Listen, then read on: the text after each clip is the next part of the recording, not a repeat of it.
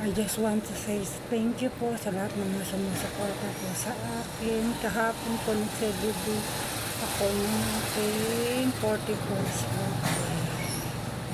Sabi ko nga po, salamat first sa God. Kasi po, binigay niya po yung another year sa buhay ko po.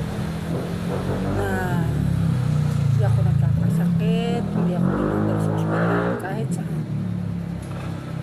Actually po, kung nagkakasakit man po ako, nagagamot kagad. Kaya thank you po ako sa Panginoon dahil po doon. Pabilis 1.5. And sabi ko nga, sa akin number 1 supporter. And JP, thank you. Kasi sabi, hindi mo nga sinabi, ginawa mo. Susundan mo ko kahit saan ako. So, thank you.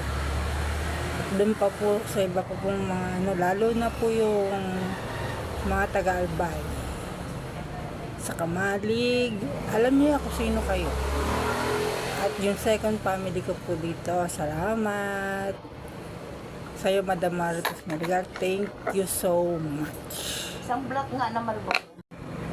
And sa lahat po, thank you sa patuloy pong sumusuporta at lumalaki ko pamilya. Malapit na po. Konting-konti na lang. Siguro mga 1 week or di ko po alam.